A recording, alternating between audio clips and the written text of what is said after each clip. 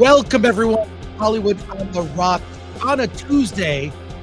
Special day, same time. I am Chris Gore. This is the Film Threat live stream.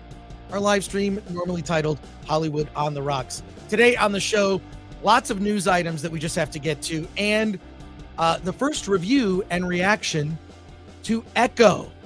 Yes, we're going to have it. According to Alan, he has some reservations about doing the show today, but we're going to gamble and just move ahead. So let's get going. Lots of fun, plus your chat comments and questions. The intro to the show is somewhere here. I'm going to find it.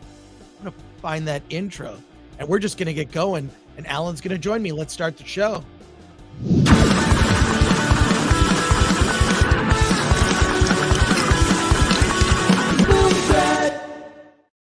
I always expect honesty from Alan, and I think we always get it. I like to see Asians in movies. No, people, I mean, I have to constantly be saying that. I hate gay films. No, I hate films with women in it. You're not straight. Hmm.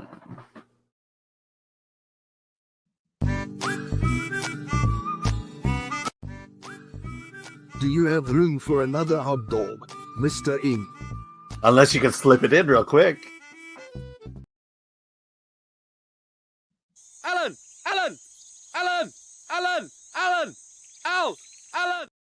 These latest videos that you've been putting out, Alan. I swear, you know, am I going to cancel myself first, or will these videos cancel me first?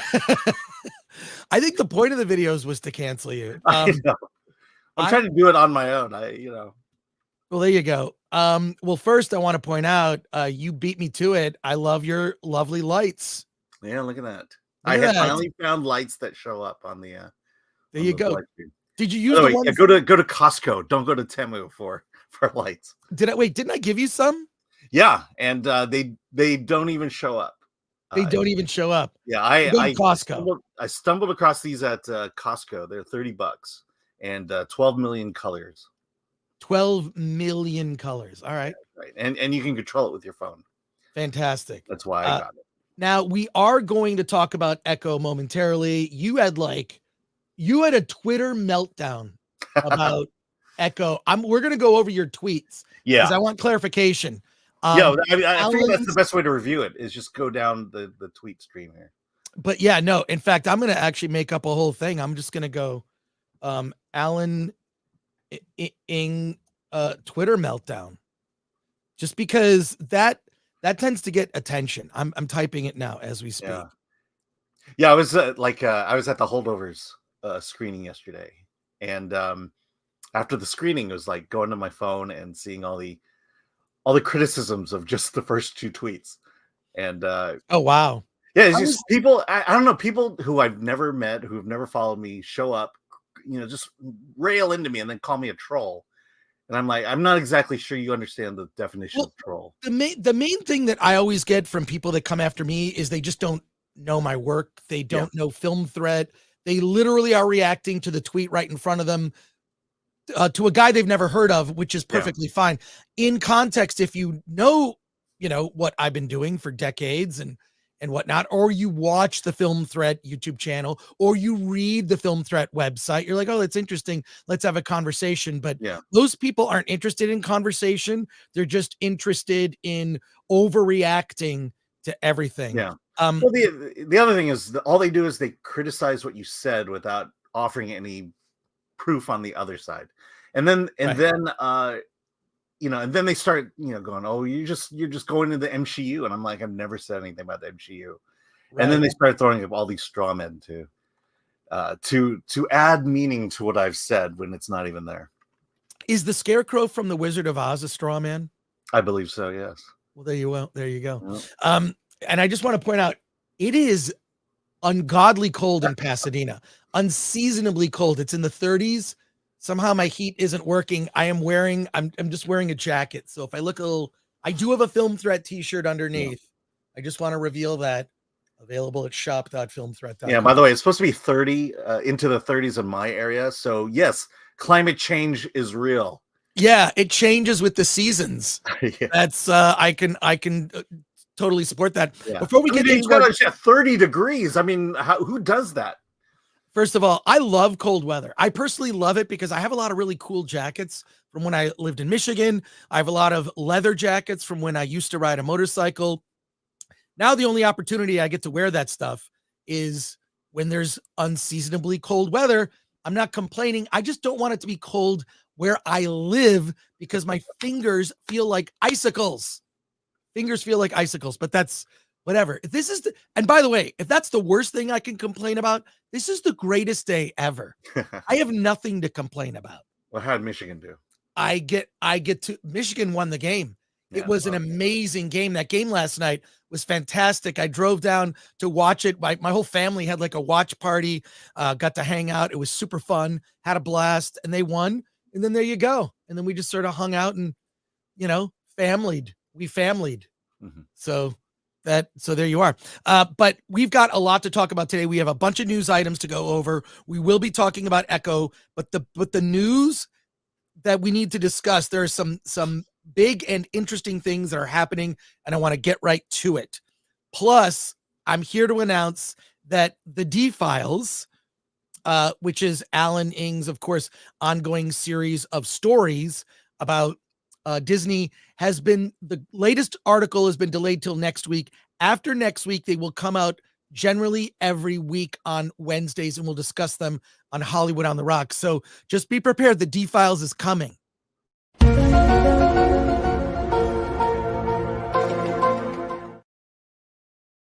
That's been delayed. On Friday, we're going to be talking about this WGA story. Yeah, we're going for more breaking news. But we've got other news. Before we do that, let's see who's in the chat. Let's see who's here. We had a great time on that the Golden Globe show, but we have to discuss it. Comments here, though. That's an Echo related comment. I will get any Echo related comments. I'm saving them. So just hold up on that. Let's get to the super chats. Neil Horn for 10. What is that? For 10.99, 10.69. Could you try that again, Alan? 10.69. Hail, Chris and Alan. Cleaner? Is that what you're saying? Hail, Chris and Alan. For Christmas, I got myself a nice 4K Blu-ray player. The very first DVD I played on it was Attack of the Doc. Well done, Chris. Great work. Also, R.I.P. Lacey Underalls. Yeah, I think there's more to that story.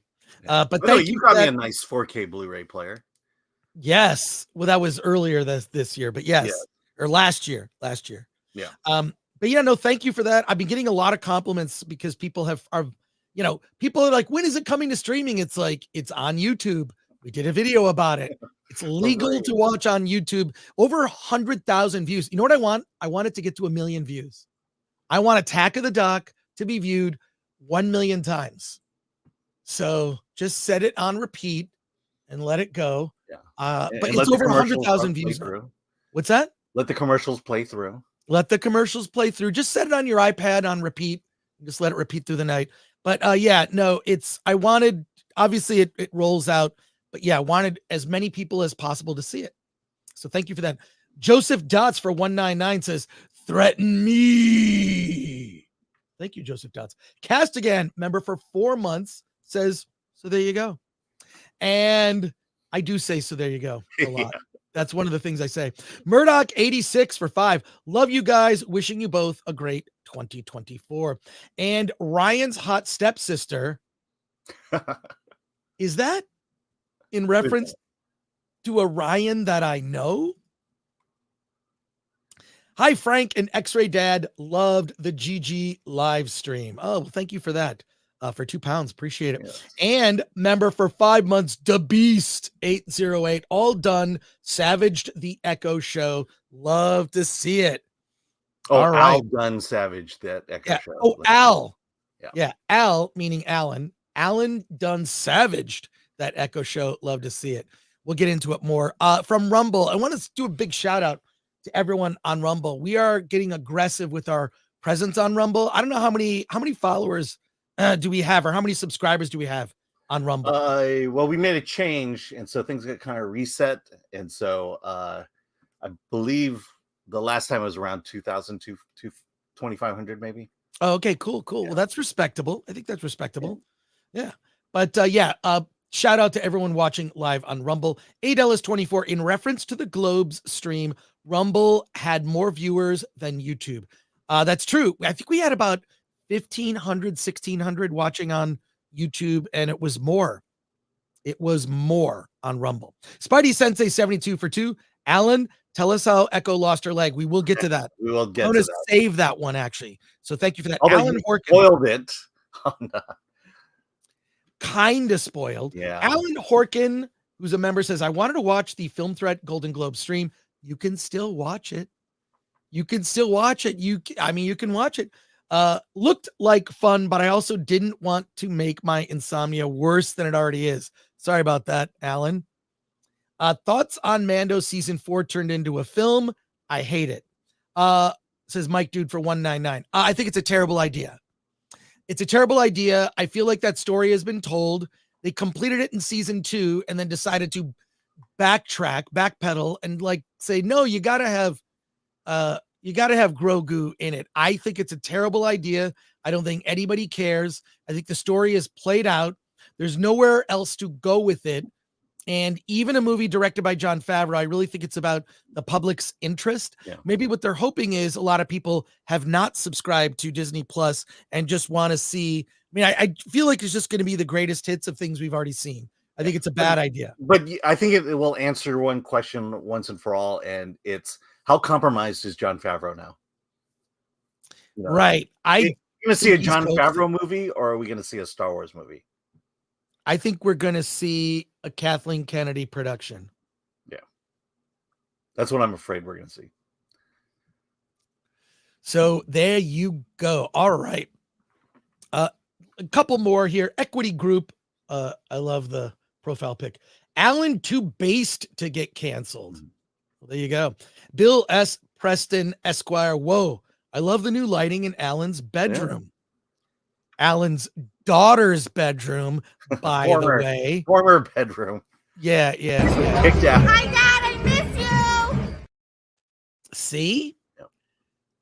CM Chunk, Alan, your tweets about Echo have made my day. And from Rumble, Contra 84, here to see what kind of trouble Alan gets into. Yes. And Waki Zashi's Tea House, I've been reading Alan's ex Twitter coverage. Well, there you go. Okay. Let's we're going to move on really quickly. And we are going to talk about a couple of things before we get to Echo. Okay. Here's what I want to let you all know. Guess what?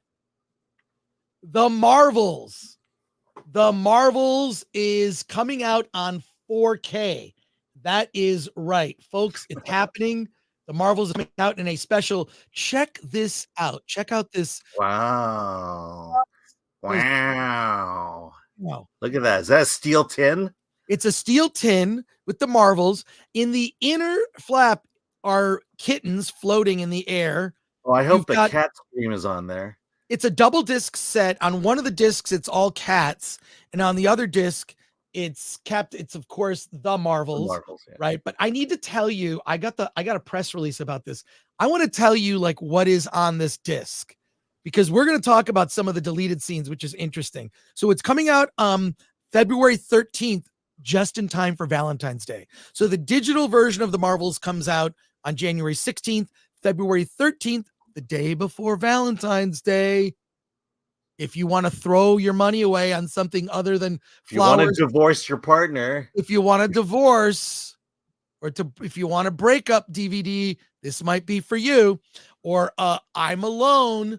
They call it Singles Awareness Day. Sad. If you're single on Valentine's Day, it's Singles Awareness Day. But the Blu-ray, the 4K Ultra HD Blu-ray set comes out on February 13th. Loaded with special features. There's a special featurette called Entangled.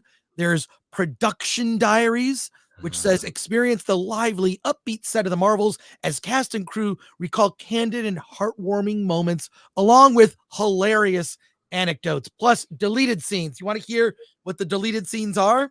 Is it the anticipated lesbian scene that we all wanted? I'm not sure, but I'll describe them to you. There's 4 deleted scenes.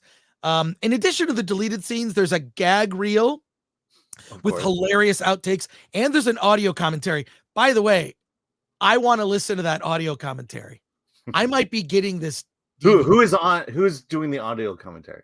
The audio commentary is with co-writer director Nia DaCosta and the VFX supervisor Tara DiMarco. And it says they talk about the film. Well, one would assume. But here's the deleted scenes that are on this disc.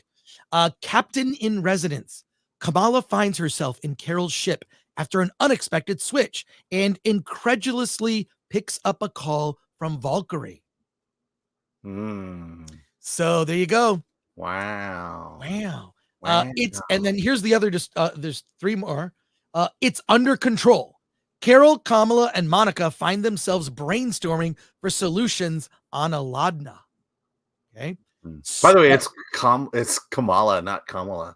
Yeah. Well, you can see how I get them confused. Space Yoga. Muniba teaches yoga while an exasperated Nick Fury looks on. Muniba is Kamala's mom. Oh, okay. The Chase. Chaos ensues as Tyrone chases Kamala in a tension-filled scene.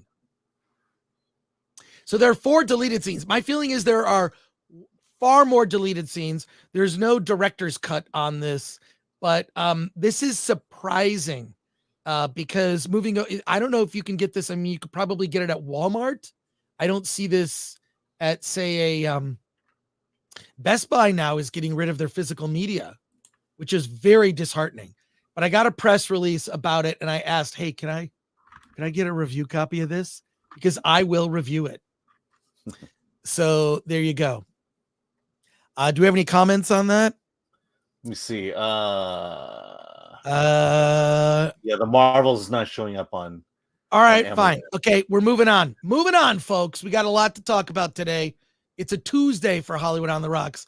I'm a little out of shape. I'm out of shape, for sure, but I'm out of sorts.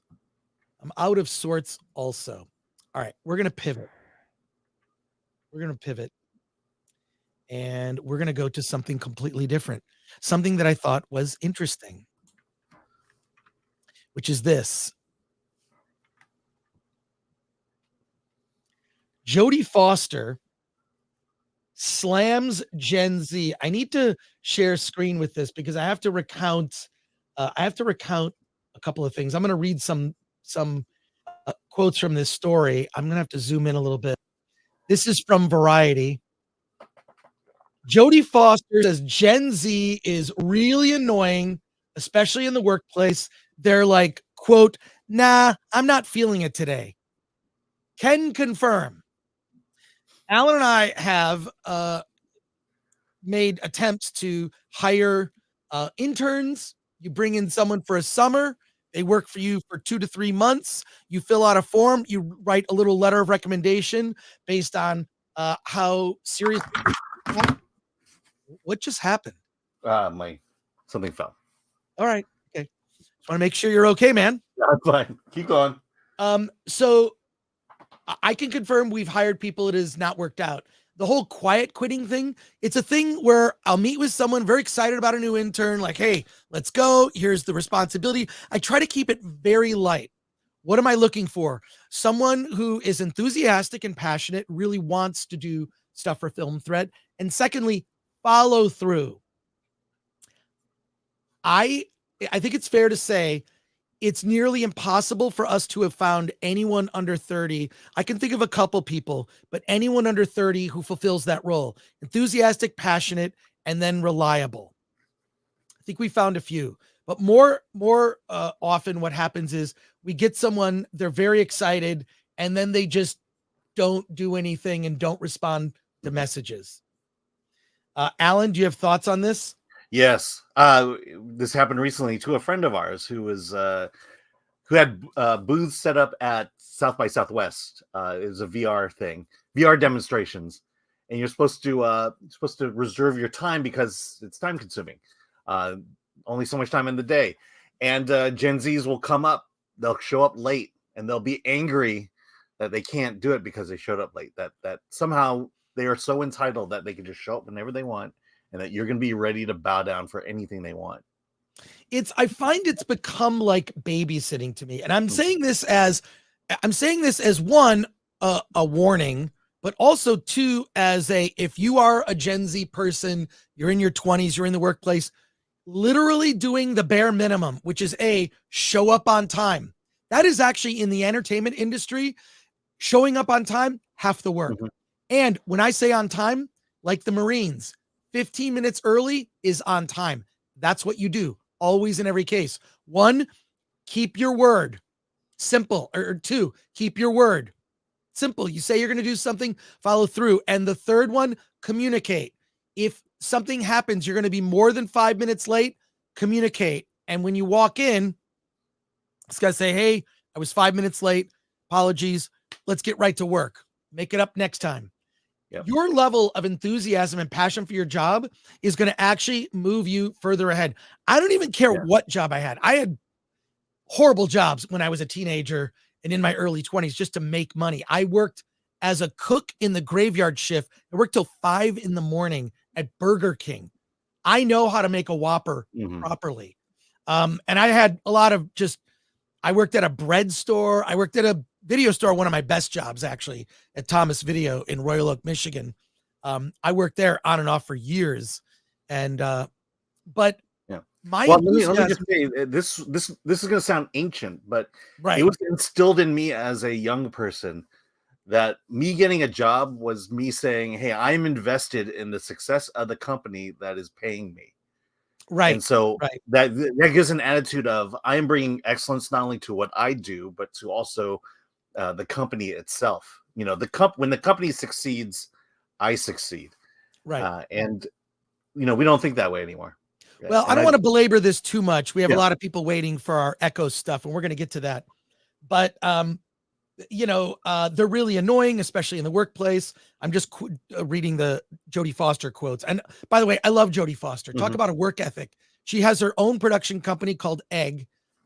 She's a producer and an actress, and always liked her. And plus, you know what? She'll hire Mel Gibson. So I would say, without reading too much into it, she's based. But she goes on to say, they're like, nah, I'm not feeling it today. I'm going to come in at 10:30 a.m. Or like in emails, I'll tell them this is all grammatically incorrect. Did you not check your spelling? And they're like, why would I do that? Isn't that kind of limiting? She goes on and said, basically, she says they need to learn how to relax, how to not think about it so much, how to come up with something that's theirs. I can help them find that, which is so much more fun than being, with all the pressure behind it, the protagonist of the story. So she's actually pushing back that they're the protagonist. She's talking about developing young talent. So she says it's a phase. It's a phase that's lasted a little too long for me, but it's a phase. And I've seen so many different phases. Hopefully people will be sick of it soon. And she's talking about superhero movies. The good ones like Iron Man, Black Panther, The Matrix, I marvel at those movies and I'm swept up in the entertainment of it, but that's not why I became an actor. And those movies don't change my life. Hopefully there'll be room for everything else. I would disagree. I think that The Matrix was fantastic and Iron Man launched the Marvel Cinematic Universe. She is the lead in the upcoming episode of True Detective, and I cannot wait. That's going to be awesome. Okay, so enough of that. Time to pivot. We're going to pivot here, and we're going to get right into Echo. And we're going to talk about Echo in two ways. And before we talk about Echo, I think it's good too, because we have over 1,300 people watching us live right now. Over 1,300 people watching us live. Smash the like button, subscribe to the channel if you haven't. Let's take a look at a clip from Echo.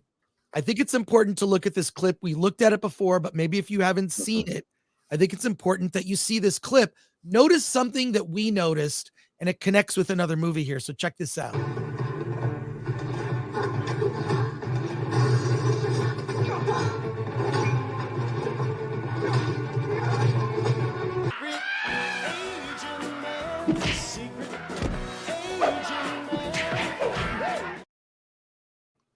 Okay, now that clip, obviously the clip at the end is Eddie Murphy from Bowfinger, but the point being made is that when you see the fight scenes, you hardly see them connect, or when they do, it looks like a choreographed dance and less like an actual fight. Like, what is the purpose? What is the point? Are they trying to knock each other out? Why are they sparring? Alan will tell us actually, but that was concerning.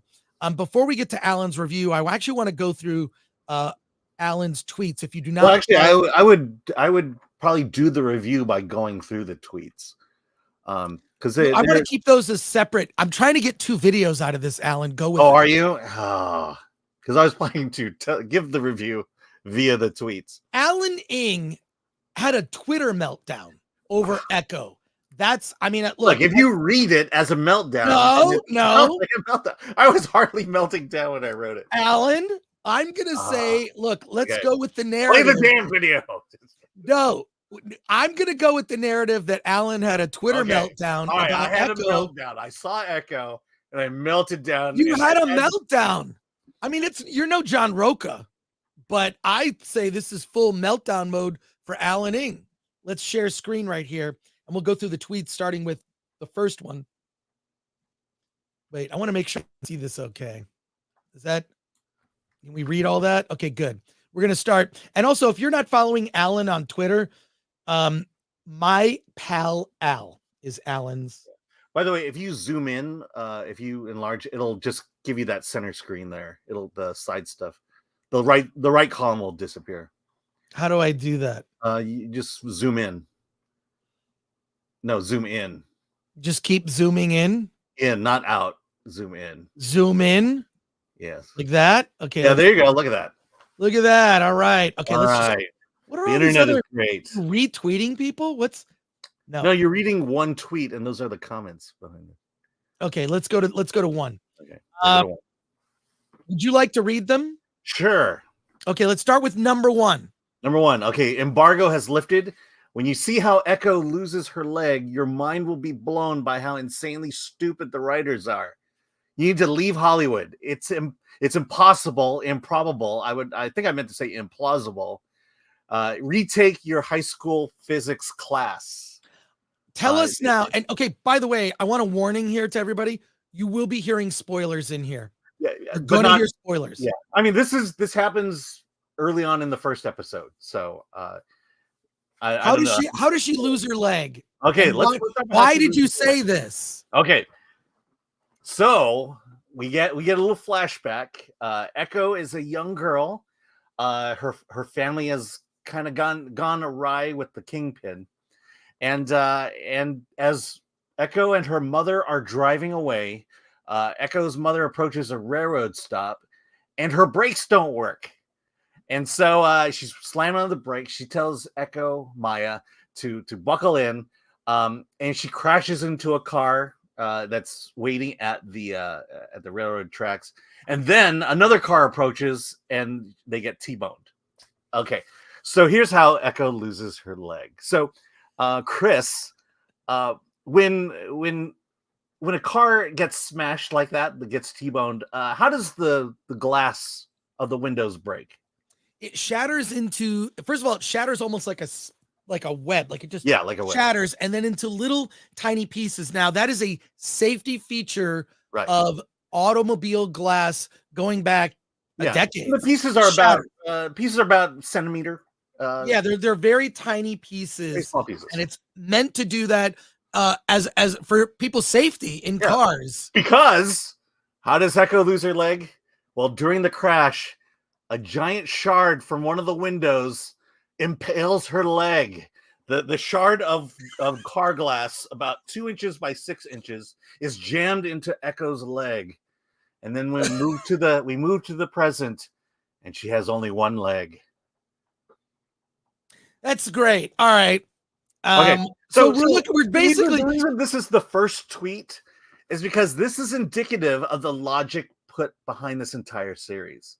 The fact that someone is so stupid and said how a car crash, she loses her leg. You know, the car could have crushed her leg. That would have made more sense. That would have made more sense. But this clearly is someone who's never had a glass broken in their car. I mean, you can, and this is terrible that I'm going to give this piece of information. Have you, I own a lot of tools, would do work on my house or do work on my car, motorcycle when I could do that. One of the really useful tools I have is a center punch. Do you know what a center punch is used for? So a center punch is used to create a little hole, like it's a little pinprick hole, and it's used to center the drill when you're drilling a hole. In the insurance business, they use a center punch to shatter windows. Yeah. Get a In center fact, that's used in San Francisco, right, especially around the tourist area.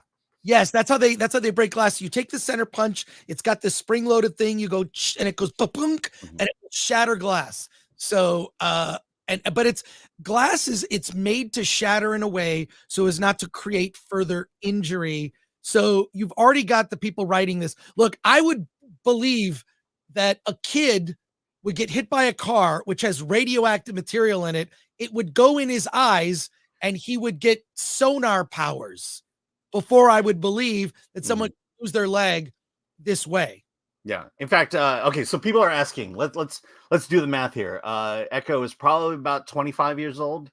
Right. In the accident, she was probably 5 years old. So 20 years ago from now. So we're talking the 2000s in which this accident would have occurred. And they still had glass that did that. I mean, it's we're not talking the 50s and 60s. We're talking the 2000s. Right. Let's keep going to your next tweet. And this is in order. So this is number 2. Alan, if you could read it. Yeah. So this is in response to the clip we just showed of the action. But to the creators of Echo, all you had to do was watch professional wrestling to stage your action.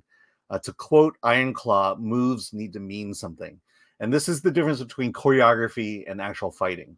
Right. You know, when you see a wrestling match, you just can't do moves. You know, this is my problem.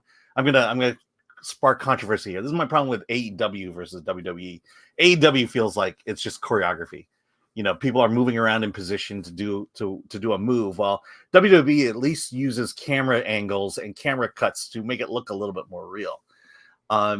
You know, it just seems like that they're trying to set her up as this great fighter, but they're really not doing anything. You know, they're not really telling a story with the fights other than the fact that they're fighting. And then when she gets into this battle with Daredevil, Daredevil barely it's kind of a stalemate, and then Maya turns around and Daredevil's missing, and then later Kingpin says, "You're the only person to have ever defeated him like that." You know, it's one of those where, you know, what did we watch? We didn't see anything special about this. We don't understand her skill set here. All we know is she won the battle. And so everything that happens to it doesn't mean anything. You know, I guess there's a part where it's hard to explain without actually going through the actual footage. Well, we'll do that. We'll talk more once we get to the actual review. Right now, I just want to go through your meltdown on Twitter. Okay. All right. So let's move on. Okay, we'll go to the next one. Yeah. Let's go to the next one here. If you would read this, Alan. Okay. It's clear no one involved in the show was a comic book fan. Rule number 1 in comics: comic book readers wish they had the powers of their hero. Here's where you post videos of young fans using her powers, Echoes, to tell me I'm wrong. Look, as a comic reader, I wanted to fly. I wanted to scale a wall. You know, I wanted to smash through a building. You know, I wanted to throw my shield through, you know, and knock down 3 people with it. I wanted to stretch my arms and other parts of my body like Mr. Fantastic. Yeah. So this is, the way Echo is structured is it opens with the Choctaw lore. The first woman who saved her tribe from the cave. That a cave was collapsing, and the matriarch saved them all. And in this, when she was put in a perilous position, her hands lit up, and she was able to get out of that situation. Wait! Pause for a second. Her hands lit up. Yeah, so like she'll hold her hands up like this, and then you'll see a light spiral come out, and there's a point where where she has to steal a train car, and her prosthetic leg gets caught in that tie between the two cars, and she can't get it out. She can't get her leg out, and so she uses her powers, and we flash back to the past where her ancestral matriarch was in a similar situation, and when that situation resolved itself, boom, the car tie fixed, detached, and she was able to save herself. That's her power. And again, the point here is, why would you want that power? It's a weird, like, I do remember, like, just as a young comic book fan, when I was a kid reading comics, we'd talk amongst ourselves, like, which powers you thought were the coolest powers, or who had the coolest costume. And I'll say, with regard to Echo, she has neither a cool costume, jeans and a jacket and a backpack, so she has no costume. For example, you can't cosplay this. You can't. Well, you could. Yeah, but you wouldn't. No one would know you're Echo. Well, it's called, there actually is a term for it. It's called everyday cosplay. It's when someone cosplays a character that could exist in the real world, so you actually don't notice it. So So you like my Shang-Chi outfit?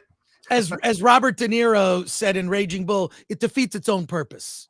Talking about cooking a steak. Yeah. You bugging me about cooking a steak? People know what I'm talking about here. Yeah. All right, on to the next one. Yeah. So, I mean, we talked about it. Like, okay. Okay. Social reaction number 4, Alan. Okay, from a cultural standpoint, at least Shang-Chi got it right. Captured Chinese culture in a rich and exciting way.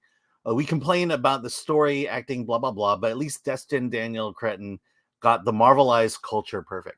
Yeah, look, you feel whatever you want to feel about Shang-Chi and the Ten Rings.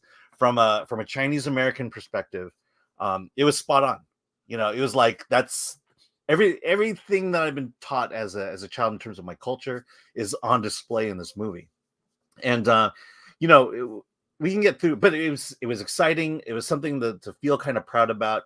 I will still say that aside from the Spider-Man movies, I think Shang-Chi is the best of Phase 4 and 5. All right. Yeah, and debatable. I will admit, debatable. But compared to, if they had given the Echo treatment to Shang-Chi, we would be having a very different discussion at this point. All right, let's continue. Keep going, because I'll reinforce that later on. All right, yeah, I'm gonna follow Project Egg Roll. Okay. So this is Graham Greene. Let me clean this up. Okay, yeah, go ahead. Continue with your meltdown. Okay, here we go. So Graham Greene is in the movie, is in the series. Graham Greene plays Scully, who is an elderly engineering genius who turns junkyard scraps into mechanical wonders to help Blue Beetle, Echo, defeat the baddies. What are some of the gadgets? Well, let's just say that there's no EMP pulse here. But there's a point where Echo's prosthetic foot is damaged, and she needs it, and it's a pretty sophisticated prosthetic, and she needs help fixing it. And so she goes to this is not her grandfather, but is a grandfather type who whips out everything in his Indian gift shop, a Native American gift shop, and is able to fix the prosthetic foot in a way that improves upon the original.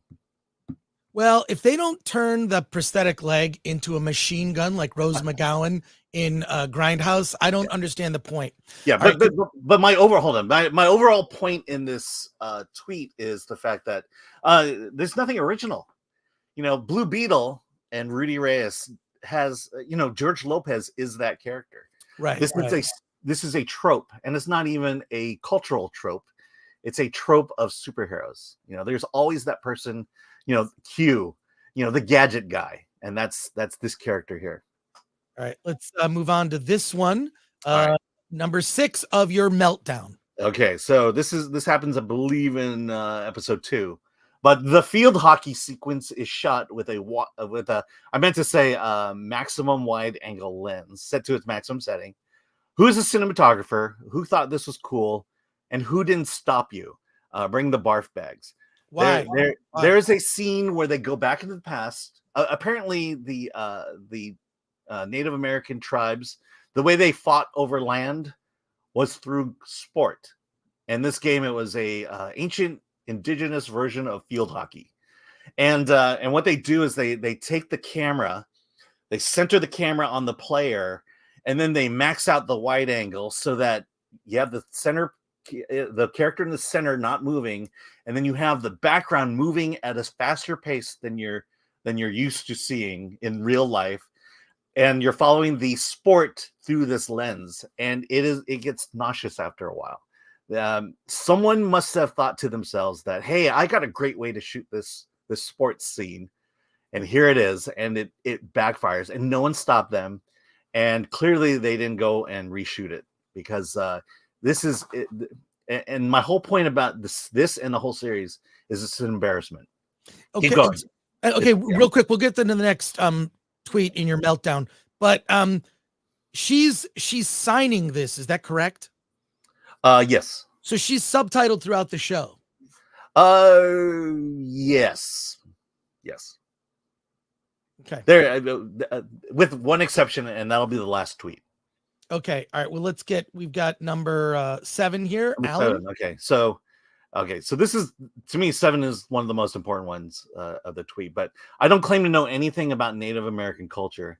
And as someone who has seen Hollywood butcher my culture, any chance it gets, Echo is an embarrassment. Embarrassment to the indigenous audience. You deserve excellence. You deserve to feel pride. You deserve better.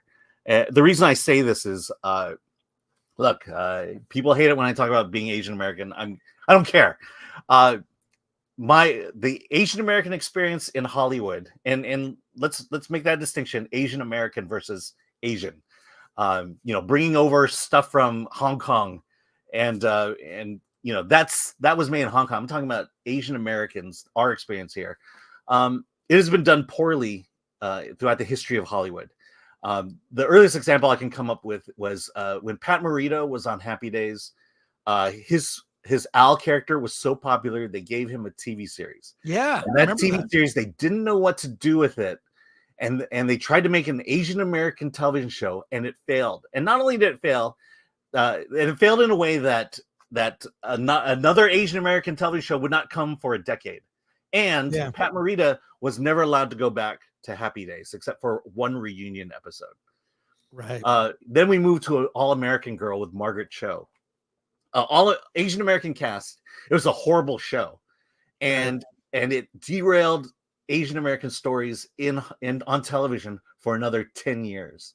The earliest real successful Asian American movie was probably Joy Luck Club in terms of commercial success, and it wouldn't be until 25 years later when Crazy Rich Asians came out. Interesting. And the reason I bring up all that is because there's so few successes and so many bombs that it takes so long for Hollywood to reset and say, okay, let's give them another chance. And that's exactly what's happening to indigenous culture here. This is a horrible show. It's an embarrassment. And so why would Hollywood ever want to tell another Native American indigenous story, television show, movie ever again?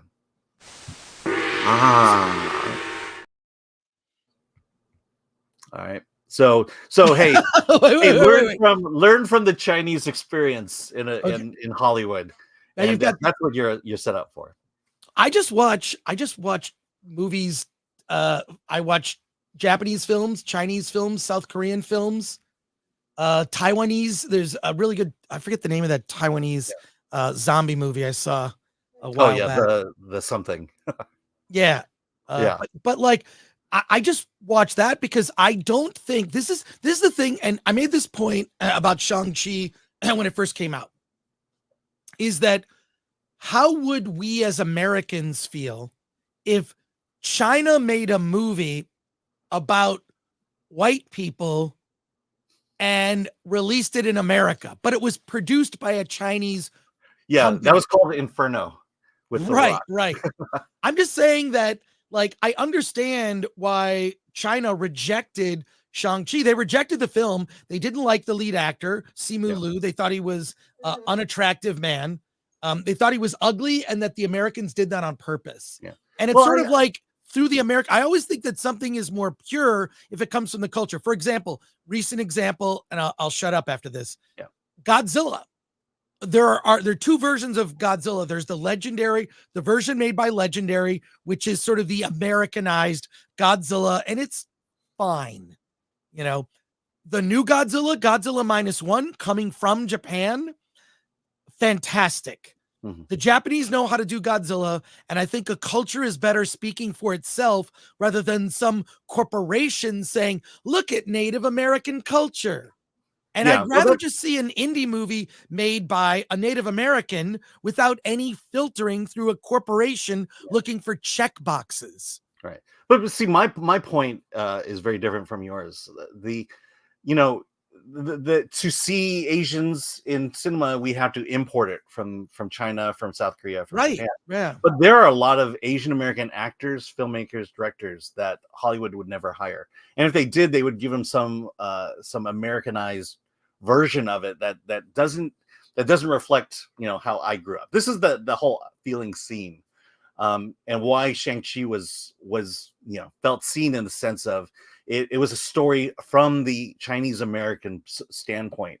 That's why Everything Everywhere All at Once, why it resonated so well with me, my family, because it was a story of a Chinese American family. And the same thing with Crazy Rich Asians. There's a Chinese American family, and that's why it's like, you know, that's why Jackie Chan is so popular in America, is because they'll hire him because he's proven himself over there, and Right. not giving any of us here who have grown up in the United States the chance. I thought you were going to say Everything Everywhere All at Once.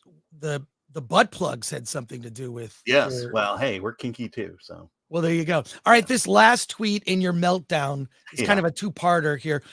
So why don't you read it and then explain? Well, let me let's see. No. We'll go to No, chat let me comments start with the last one, then we can go to Okay, sure. number 8. I'll go Read- to number 8. Yeah. There's some amazing progressive moments in Echo. Kingpin has a full-time ASL translator with him at all times on the off chance he runs into Maya. By the way, doesn't American Sign Language have colonizer vibes to it? And my whole point of this tweet is that wokeness has so infected the brains of Hollywood that they don't even know what's proper and what's not. So when you say diversity, well, diversity means you bring in an underrepresented culture, but then you exclude all the other ones. And here it's but we're bringing in ASL, we're bringing in sign language, and not realizing that it means American Sign Language, a term I'm sure that if they really thought about it, they would have to take it down because it's got that colonizer vibe to it. And then this is my problem with wokeness altogether: is there's no values, there's no guiding principle behind it. It's just to be offended for the sake of being offended, and my whole solution to wokeness is just stop talking about it. Stop bringing it up. Here's a little bit of sign language for you. Anyone that knows this one, you know this one? Is that rubbing the balls? What? If you know what that means, Okay. People who know ASL in the chat, they're going to know. All right, read this last comment, and then we're going to go to the chat. Okay, and then here's the capper in terms of what you think of my opinion. I'll admit my opinions about Echo are wrong when I see the Native/Indigenous community support Echo in the same way the Black community supported Black Panther in droves. Well, I mean, ultimately, that's it. If I'll be wrong if this becomes the Black Panther of the Indigenous community. I think that everyone in the Indigenous community wants to give their money to a giant corporation that's exploiting they're a skinwalker version of themselves.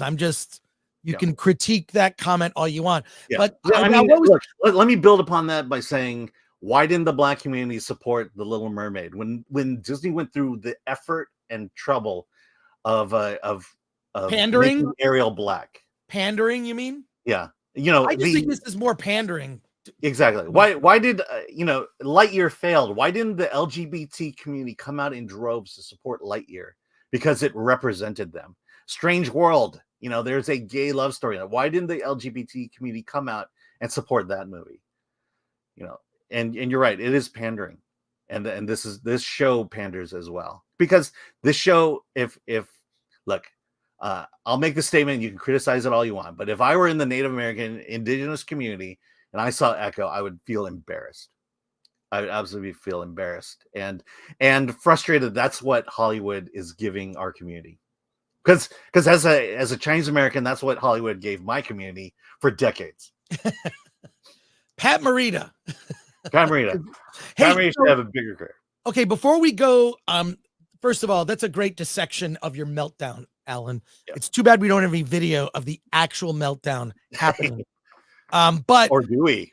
Or do maybe I have a video here I can play. But like, can you what was the general reaction? I don't want to feature anyone's, okay, reaction. The We're gonna go to your comments and chat comments. The general reaction is Echo was made by hacks, by people who don't know how to write stories, who don't know how to write television, who've never taken a physics class. It's not a superhero show because the powers are barely there.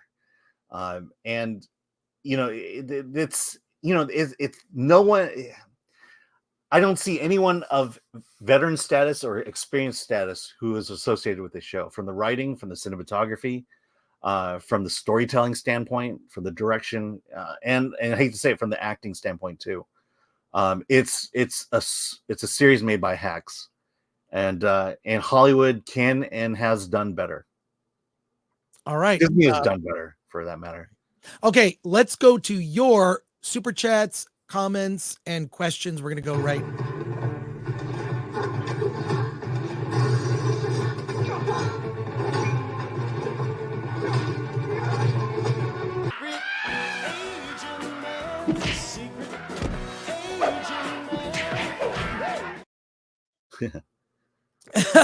There's that one Daredevil move that just cringe. It makes me cringe every time I see it. Okay. Yeah. Starting with super chats here. Spidey Sensei 72 for 2 says, Alan, tell us how Echo lost her leg. Yep, we did. We did. Thank you. Shard of glass from a car crash. Mike Dude for 199. Thoughts on okay, we're gonna get to that later. Mike Dude. Okay, that's another one. That's how about I'll start from the bottom? How about that? Okay. Marvin Martin for 5. Sorry about that, Marvin. Disney doesn't seem to mind losing money repeatedly. What do you think is the real House of Cards agenda going on behind the scenes, Alan? Well, if I were to play conspiracy theory, there's a woke element, a Marxist element that's infiltrated the entire company, and they are taking its resources and using it to get its messaging across, and they will leave it in shambles and not care about it, in financial shambles. And Gary Nerdrotic just pointing out the obvious. Nerdrotic says, obviously, Alan is a white supremacist. Oh, man, if I had the privilege of being a white supremacist, I'd be. Ginger Adventure for 5. Alan, I hope you're proud of your daughter, X-Ray Girl, watching First Blood, Demolition Man, Running Man, etc. 80s action. Is she doing that? I know she. I miss you. Well, I guess she is. Yeah. I think she just saw First Blood. Maybe she'll see Breakfast Club next. Well, there you go. Thank you, Ginger Adventure. Oilers Workshop for $9.99. Oddly enough, ASL was mostly developed by French monks. There is Native American Sign Language, but they are super niche. ASL is the most widely used standard for sign language globally. There are many, though. Oh, it's interesting. Thank you for that. Let's see. Oh, the nerd far away knew what I was signing, which is BS. From Rumble, Ashley Taylor, 89, says, I think Alan is wrong here. Asian Americans have proven themselves capable of telling their own stories. Did Fresh Off the Boat do a lot for Asian Americans? The first season of Fresh Off the Boat did. The following seasons, I'll be honest, basically a story about a white family with Asian face on. Well, there you go. Yeah. Changer of Ways, all those check boxes for 2. But is she gay? Well, if they had allowed romance in this show, we would know. But of course, there's no romance. There's no romance. So we don't even know. There is one, and it's a little bit creepy between Graham Greene and the grandmother character. Okay, that's weird. Thank you, Changer of Ways for 2. And it's all those check boxes, but is she gay? Undetermined. Adrian Curry says far right Alan. Well, thank you, Adrian. Always love to see you in our chat. You're amazing. Appreciate the support, Adrian Curry is a member. Love her and miss her. Jeff for 5 says, I have reservations regarding Echo. What does that mean? I have reservations regarding Echo. Alan, what do you think that means? Oh, I think, well, clearly if he has reservations, he has a sneaking suspicion there's something wrong with it. I'm sure that's exactly what Jeff meant by that. Thank you, Jeff. Noah Freger for 999. Fellas, I think it's time we finally cancel Ellen Ripley on account of her extreme xenophobia. Ash was only trying to implement Wayland's DEI protocol. I mean, what gives? I know exactly what you're talking about. But she was following protocol. She's the only one that didn't want Kane to come into the ship, to come into the Nostromo. Mm-hmm. Josh L for 499, and thank you for that. Josh L for 499, nothing wrong with being proud of you or your ancestors' culture, different than being proud of your race. Yep. Thank you, Josh. Fing Book for 3, who's a member. Aquafina Black Scent makes me laugh, though. Yeah. By the way, if Maya has been trained in martial arts, wouldn't that be called cultural appropriation? Yeah, Alan. Oh, wait. I meant to put Alan full screen. I'm sorry about that. I know I've got a video somewhere. But yeah, no, I don't know. I don't have a problem with Aquafina. I think she's overused. I don't think she should be doing voice acting. But she's really... There's the go-to Asian. Right. If you need a go-to Asian female, it's Aquafina. If you need a go-to Asian male, it's Randall Park currently. Yeah. Thank you for that effing book. Ginger Adventure is back for 5. Didn't Fresh Off the Boat push out the life of the real thing protag in the storyline? No narration in later seasons. Yeah. Like I said, the first season of Fresh Off the Boat, I felt like it captured the Asian American experience, especially mine. The family trying to open a restaurant and make it in the world, in the United States. But then it just became a story about a family living in the suburbs. Well, you don't really, Alan, you don't really talk about this all that much, but didn't your family have a restaurant? Yeah.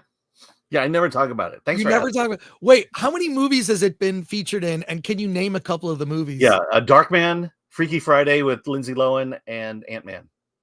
And several others, actually. Yeah, several TV shows. It's in the opening sequence of season 1 of Moonlighting. It's in several music videos. Yeah.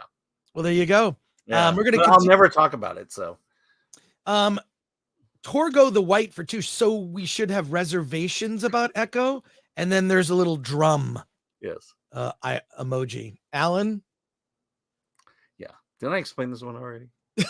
Scott McKenzie. Hey, good to see you, Scott. Member for 14 months. Thank you. Thanks, y'all. And great tweets on Echo, Alan. Thank you, Scott. Appreciate you. Let's see here. Moving on. Oilers Workshop for 499. As a currently EIPA certified ASL interpreter and member of the RID, your title is super offensive to the deaf community, and it's hilarious. What are you talking about? I'm not sure. The title? The title? Are you talking about the title of our title? Is there a typo? Oh yeah, Marvel's Echo is here. Oh man. Okay. H-E-A-R. Yeah, someone misspelled it. It's spelled H-E-A-R. I'm certain I had nothing to do with it. Yeah. Oh man. I had nothing to do with that I'm aware. So let's see. Willie the Monkey King's music member for 1 month. Silly Chris Allen didn't have a meltdown. He showed why he's Big D Allen. Precision skewering Allen. P.S. Is the next D-File story drop tomorrow? Yeah. No, it'll be next week. Next week. But this week we have our WGA story, which will run Friday morning right before we go live. So, and we'll go through it. We're having some issues with that. We want to make sure every I is dotted and every T is crossed, because we're getting into Film Threat's getting into investigative journalism now. And it's more than just writing a review, which is an opinion I love. I love reading all the writers on Film Threat, but there's a little bit more work needs to go into an investigative story. Red Invadered for 2. Her family had the car retrofit with glass plane. Yeah. Yeah. Glass pane. Glass pane. Yeah. Grizzly Nightmare 80 for $4.99. The Brave Star cartoon from the 80s does a better job at representing Native Americans than this garbage. Yeah. Well, there you go. We've talked about it, but like even with Ms. Marvel, I think the Muslim family angle was much more interesting than the superhero angle. Right. We're going to continue with these, and then we're going to do a full review, and we got a couple other stories hopefully we'll get to. Maverick Pilgrim has just become a YouTube member. Thank you for that. And Wintrell just sends in $10 and a super sticker. Thank you. And Brindle Beard III for $1.99. What are your favorite Terry Gilliam movies? Brazil. Love Brazil. And I love the documentary, although he didn't direct it. I love the documentary about Terry Gilliam's failed Don Quixote movie. Is fantastic. And I am now forgetting the name, but I would say Brazil is probably my favorite, along with, he did Time Bandits, didn't he? Yeah, he did Time Bandits. Time Bandits. Yeah. Monty Python and the Holy Grail count? Yes, it counts. Okay, so Monty Python and the Holy Grail. Well, there you go. Thank you. That was directed by the Terrys. Okay, The Professional Zilch for 10. Too bad Echo isn't a movie. I could scalp tickets. Interesting. I mean, what kind of margin would you get for that? Wait, could you read that one, Alan, again? Oh, yeah, too bad Echo isn't a movie. I could scalp tickets. Again, what I can't understand what margin you would get out to where that would be a profitable venture. Yeah. Oh my God. This is look, we like to have fun, we like to laugh. And so here we are. Get Hyped 249 for 35 Martian pesos says Extraction 2 and John Wick 4 do a better job at showing a female fighter taking on men that are much larger and stronger than her. Yeah, I mean, that one sequence where they invade the hotel and they have the guys with weapons and swords. My God, John Wick 4 you're talking about. What's that? John Wick 4 is what you're talking about. Yes, John Wick 4. So good. Yeah, I like when it's realistic. Like it's not, it's messy and people get hurt and things aren't perfect. And there you go. Thank you for Get Hyped. Stitch, member for 4 months, says, I have nothing to say. Keep on film threaten. Here we go. More here. Interesting fact, Alan's family ran the first combo Taco Bell / KFC in California. It was well known for its finger-licking good egg rolls. Says Harry Larry McNary. Fantastic. And MK Solid 82 says, guys, I watched Stuckman, that's Chris Stuckman's review of Silent Night while wearing a pink Princess Peach t-shirt. It's fine to be a nerd, but a man needs to have dignity. I would agree 100% on that. Okay, so if I'm reading, he reviewed it wearing a pink Princess Peach t-shirt. Yeah, I don't own any pink shirts. I did have for a time a salmon shirt, and I was tired of reminding people that it was salmon. I don't currently own that shirt. Most of my shirts are like blue or black or just white t-shirts. There you go. Alan Horkin, who's a member, says, it is normal to want representation, but when Hollywood gives you representational, you will almost always wish they hadn't. I think Disney's very bad at it. And I do think you want authenticity. Look, when you're talking to Alan and I, you want authenticity, right? Like you want to hear our genuine opinions. Sometimes they line up, sometimes they don't, whatever. It's fine. You can disagree, but it's my authentic opinion. I think that just like Disney, more than any other company, seems to drop the ball on this. And I mainly think it's because it's elite white progressives that are the ones that are pushing it. And so when they do, it comes off very false. Alan, I don't know what you're on my take. No, I mean, you're right. You're right. Yeah. Sorry. I was just, that's what I wanted you to bring up. Quit looking at the chat with people saying nice things about you. You're getting no, this is what I wanted to talk about. That's why.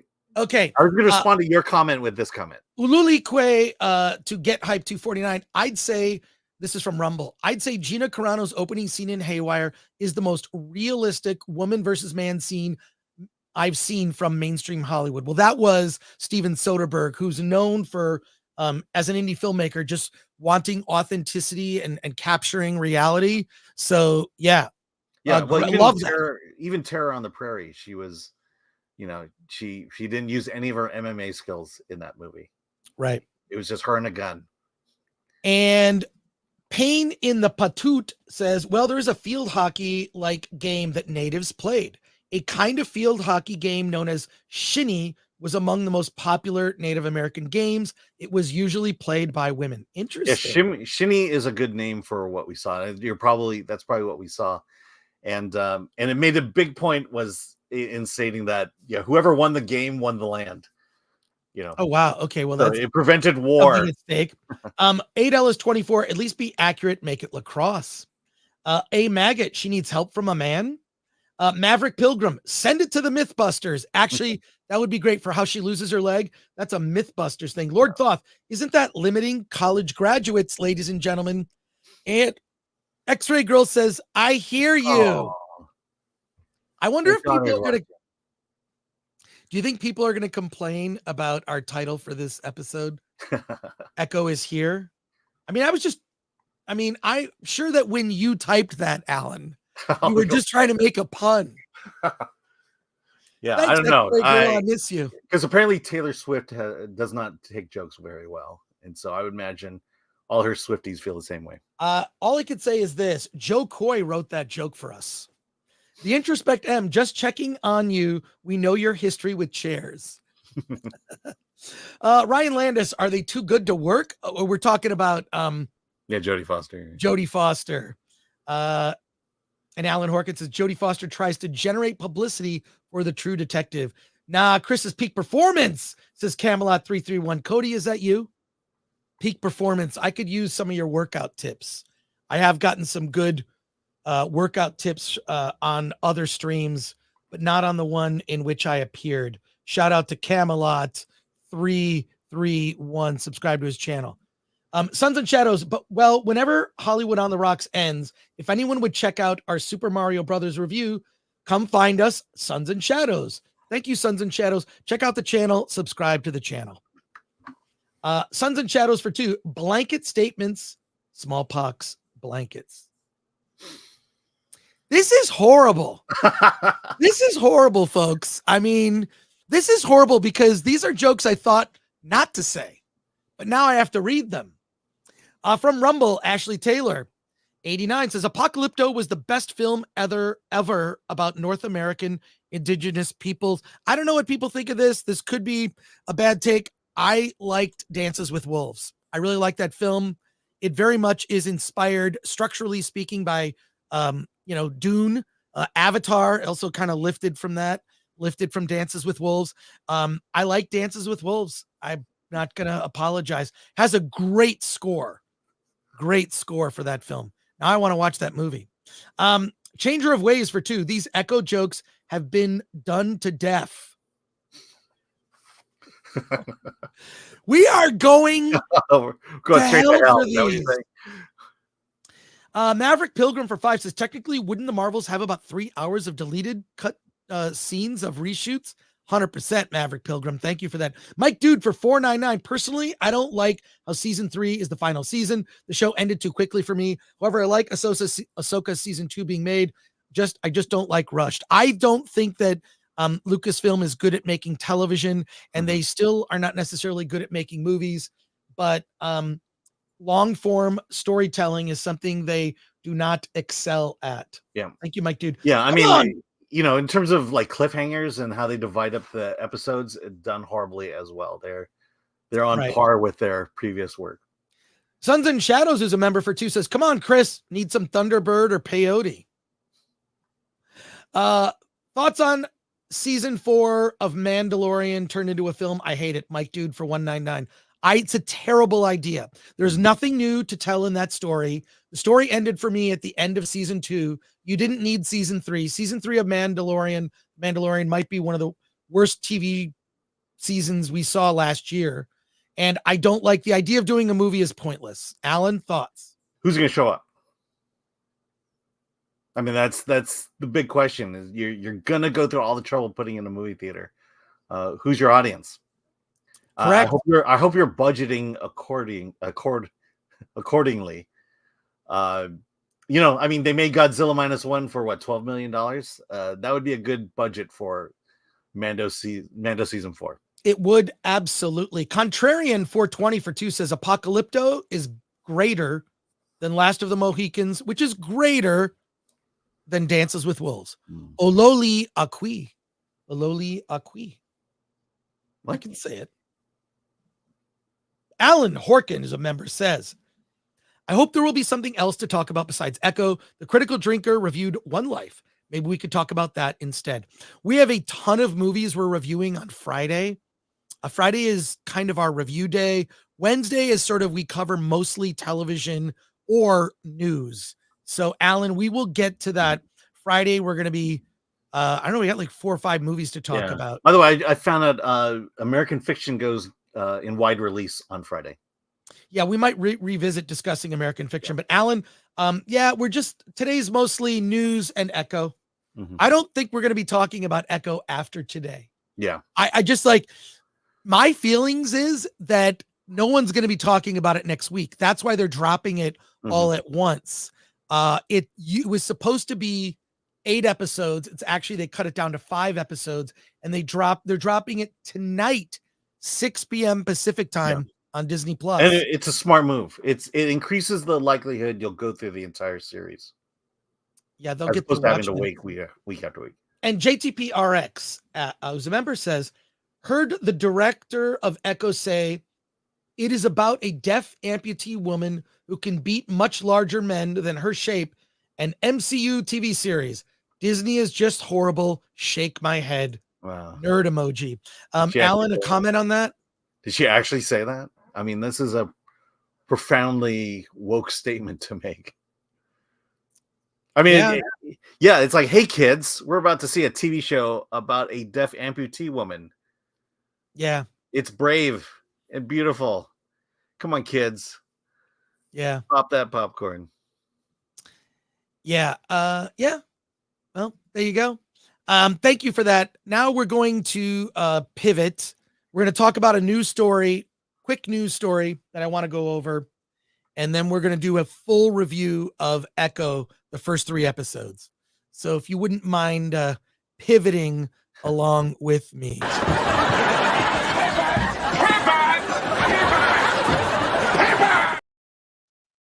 Okay. It's not on here, but we're going to talk about it anyway. This is a very quick thing that we're going to discuss. And it's about the Oscars.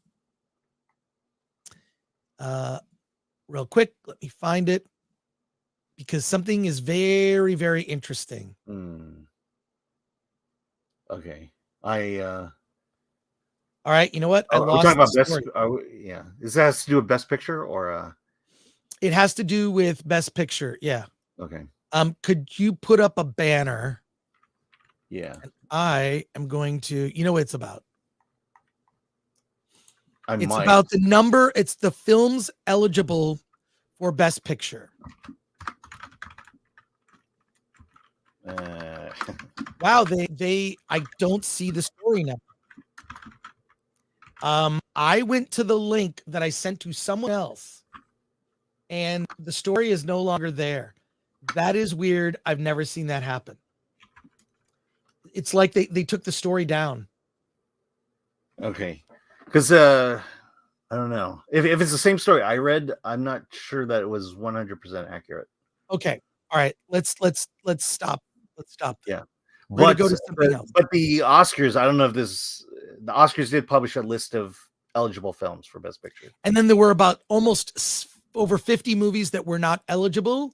Yeah, and but I think the reason they weren't eligible had to do with screenings. Well, I think also that, and also the fact that I don't think they spent the money to make it eligible and they knew that it, I think the Marvels was one of those, the big the GameStop movie, I forget the name, Dumb Money, that's not eligible. I think it's because the studios didn't want to spend the money to get it qualified for Best Picture. Well, that makes a lot of sense. Yeah. But let's talk about real briefly. This is just a quick topic, and then we're going to get back into Echo just because. So why not? All right. Golden Globes, the 2024 takeaways. We did our Golden Globes watch party. Strongly recommend that you check that out. It went 4 hours, an hour sort of preview show. And then we watched the Golden Globes together. And it was a great group. Just shout out to Sari and Kira, Dante James, Paulie from Latino Slant, Az from Heel versus Babyface, Gary from Nerdrotic, and Alan and I, we all watched it together. Wow. A couple things. One, probably the worst host we've seen in years. He was now in Joe Coy's, in fairness to Joe Coy, he's not a huge comedian. His humor mostly focuses on him being a Filipino, which is fine. And I think he's funny for the type of comedy he does. I don't see him as a host. Okay. And he only was hired 10 days before. And normally what happens is with these things, if you're a host hired for the Globes, they bring you in and you bring kind of your own writers with you. They'll offer you writers and you can bring in writers that you like to work with to come up with the opening monologue and other jokes. This was, I'm not going to say it was a complete disaster because it was 90% politics free, which I think was a step in the right direction. They avoided the lecturing, but Joe Coy did not hold it together. In fact, there are clips of people who were incredibly annoyed backstage. What happens is, after you win your award, you go backstage and then the press does a short interview with you just after you won your award to get like a quick reaction to write their stories. And there were some choice words from some people regarding some of the jokes. I think that Joe Coy's jokes were completely inoffensive. Mm-hmm. If you're offended by those jokes, don't go to an award show. You're going to get roasted. I saw Emma Stone get really upset, and I'm thinking like he was throwing out softballs to everybody, and they were not funny. They should be more upset that he wasn't funny than that they were offended. But my takeaway is, one, happy that it was 90% politics free. Two, host is not strong enough. You got to swing for the fences, get Ricky Gervais or Dave Chappelle. Your ratings would be through the roof. It would be through the roof, and allow them to roast Hollywood. Number three, I was surprised at some of the winners. It feels like the Hollywood Foreign Press did choose those winners, meaning the winners were not particularly diverse. I think people are going to have problems with it. Alan, what are your thoughts? And then I'm going to look for the ratings of the Golden Globes to see how they compare. Well, he's not the worst. Gerard Carmichael was the worst. Gerard Carmichael. Gerard Carmichael was the worst. Joe Coy it was too safe. I think someone said the person who laughed most at a Joe Coy joke was Joe Coy. You really need someone in that position who's a roast comic. Right. You're in a room full of pretentious actors and actresses and filmmakers. The best thing you can do is you roast them. They can take the joke and it will endear them to us common people who want to see that happen. And it was surprising to me that everyone melted down over the Taylor Swift joke, which I think was the best joke of the night. How is it of Taylor Swift's career, of all the songs she's written about breakups and stuff like that this joke is the thing that offended her? Right. I guess she's American royalty now. She's untouchable. She's the Princess Diana of America. It's BS that she was so upset by that joke. Yeah. And I think that she was just trying to, they thought, my understanding is the reason people were so upset was because they thought that Joe Coy was being sexist. But let's go to the numbers here. The Golden Globes audience was up 50%. It's the most watched ceremony since 2020. 9.4 million live viewers. That is up 50% from 2023's show, according to early Nielsen data. That's a win for CBS and for the Globes after the award show attracted its lowest audience ever last year. I'll tell you why it was the lowest. It's because Gerard Carmichael's speech at the beginning, that opening monologue was awful. The opening monologue was him basically lecturing the audience about, you only hired me because I'm black. Yeah. Stupid. But Joe Coy is generally, okay, he did not do a great job hosting, but Joe Coy, who has a stand-up special on Netflix, he is generally well-liked. Mm-hmm. I think that he was not served by the material. Yeah, he's kind of like Jay Leno. You know, he's just Right, got right. a nice personality. Yeah, You know, he the punches are soft, and right, you know, he's you know, you don't hate him for things he's done or for right. his politics. That is shocking. This is from Deadline, but it's Yeah. all over. But I will 9.4 also million say, live viewers. That's huge. That's huge. yeah, well, it goes to that whole phrase of "go woke, go broke." They didn't go woke, and so no one turned it off. And Right, so, right. you know, so if you were watching it, you were most likely to make your way all the way through it without rolling your eyes or shoving your fingers down your mouth. We're just going to talk about this a few minutes longer, and then we're going to get back to Echo. But any thoughts on the winners and losers? What do you think, Alan? Any thoughts? Yeah, the most baffling thing to me was Poor Things, and the amount of awards it got. I'm I surprised Poor Things did as well as it did. But look at this, Christopher Nolan, director, and depending on how the DGA goes, he's queued up to win Best Director. But what's Twitter going to think of that? Yeah, Are they going to be? I don't think upset Twitter that said much. First of all, who cares what Twitter thinks? But the second thing is, I don't think it said much. It's not like they're saying Barbie should have won. You know, of everything, I think Barbie was the front runner. It does annoy me because I would argue that every single winner at the Globes, there weren't anything like, oh, that person doesn't deserve to win over this person. I thought they were actually all very good picks. Except Poor Things, yeah. I get why they picked it, but I'll just say this.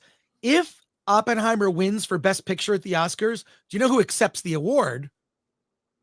Is Christopher Nolan's wife. She is the producer of the film. Her name is Emma Thomas, right? Am I right? Emma Thomas or Thompson? Yeah. She's does it go to the executive producer or to one of the No, to the producer of the movie. Now, Okay. I believe Chris Nolan is also a producer, but she produces all of his films. Yeah. Okay. Boy and the Heron, do not argue that. Best motion picture drama. What? I mean, I would, but no, I mean, you would. No, that's fair. Look, I get it. I get why Spider-Man. people. It's not Probably what you were looking for. Spider-Man, yeah. Drama, Oppenheimer. Not going to argue that. Comedy, musical or comedy, Poor Things. Okay. Yeah, I mean, I would have picked American Fiction. Me too. Absolutely. There's a movie that isn't on here for Best Motion Picture Non-English Language. Should have been Godzilla -1. Yeah. Anatomy of the Fall is not my favorite in this. By the way, Godzilla -1 is eligible for Best Picture at the Oscars. Interesting. Best Original Score from Oppenheimer, Ludwig Göransson. Song, of course, the Billie Eilish song for Best Original Song from Barbie.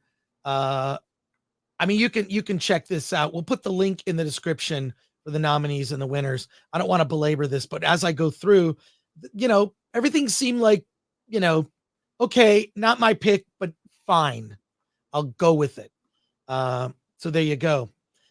Divine Joy Randolph, female actor in a supporting I just role. saw Holdovers yesterday, and it's like this. She was the best.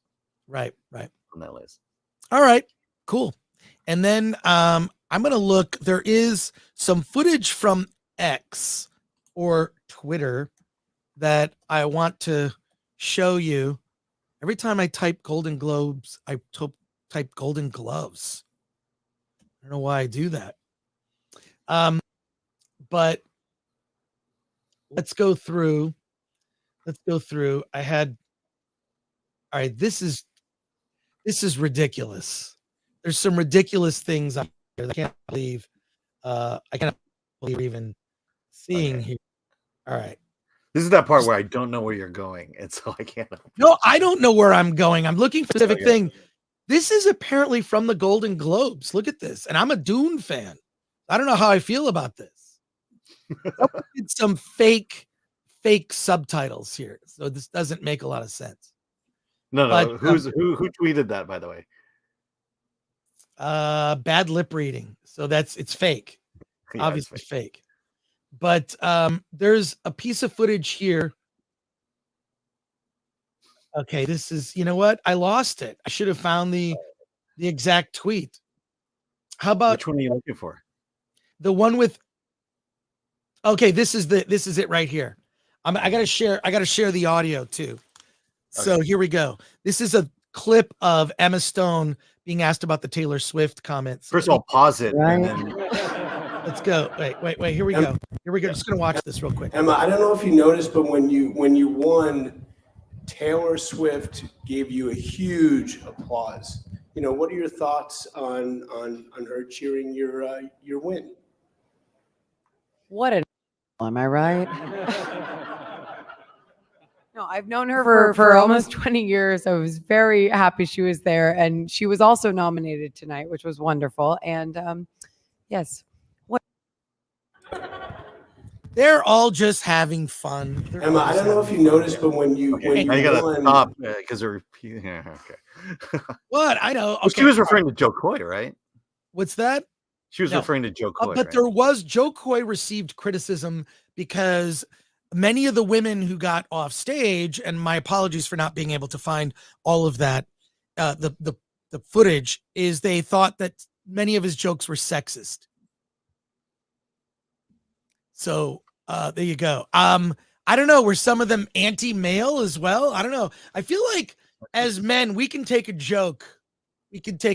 I would recommend that if you're in an award show and you're,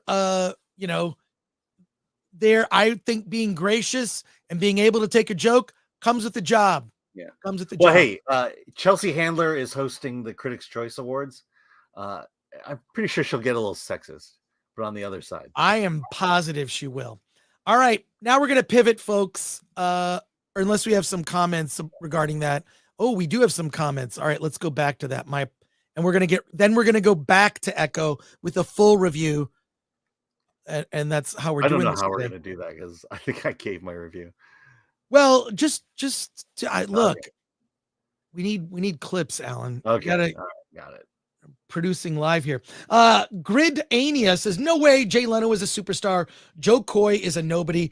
Never heard of him, and turned the show off during the monologue. No, what I meant was Joe Coy's comedy is kind of easygoing and laid back like Jay Leno. Inoffensive. It's kind of milquetoast. I mean, Yeah, there were soft punches, basically. I don't think that any of his jokes crossed the line. By the way, his Taylor Swift joke, was he punching up, punching sideways, or punching down? I think he was punching up. I think so. Effing Book for 2 is also a member. One good thing award category for stand-up comedy. Ricky Gervais should have attended. Ricky Gervais should have attended. Poor Things is great. Leave it alone. Leave it alone, says Toasty Danny. Ron Smith says Joe Coy did not write that material. He said so too. Not really his fault. He's funnier in his stand-up. I agree with you, but he was involved in the writing. So he wrote some of it, and then he has a team, and he didn't in sort of one aside. He said, I didn't write that one. So, but he was part of it. And in the end, he just, there you go. Ryan Unknown, Alan may be based, but Chris is basted. And there you are. Comic Boom, 9.4 million viewers is still only 50% of the 19 million viewership in pre-COVID days. Get Ricky Gervais to host. It'll be 20 million plus.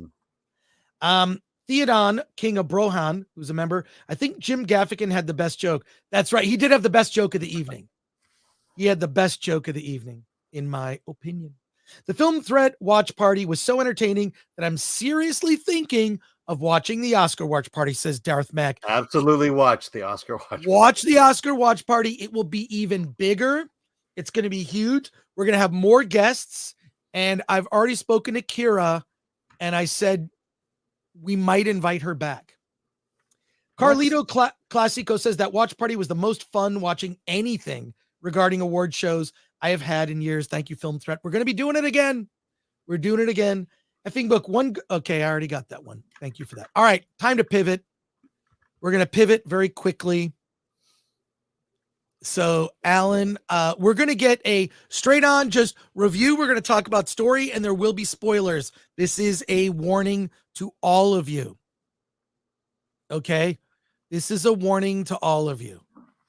I do want to play just something to kind of get us into it. What's a good one that's here that not this one.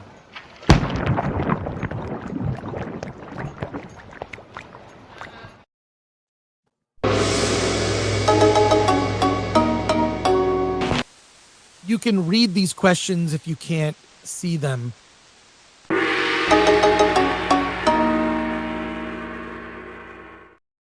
Wrong again. Alan, do you love refrigerator? I love refrigerator. All right, let's get into it. All right.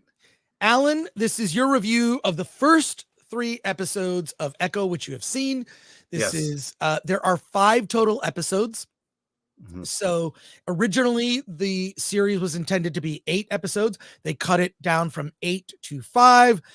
This project has been riddled with reshoots, rescheduling, and in an unprecedented move, Marvel is dropping all 5 episodes on Disney Plus today. Alan, you've seen the Yes. first 3 episodes. What is the story? Tell us about the character of Echo. Yes. And I'm told the character of Echo is much better in the comics than in the series itself. Yes. Not sure. So tell us your full on review of the first 3 episodes. Okay, so Echo kind of picks up on the back end of Hawkeye, where Echo in there was kind of the best soldier of the Kingpin at the time. But a long time ago, her family got caught up with the Kingpin, kind of double-crossed him. And as a result, Kingpin's mother, while Maya was in the car, he cut her brakes. She died in an accident.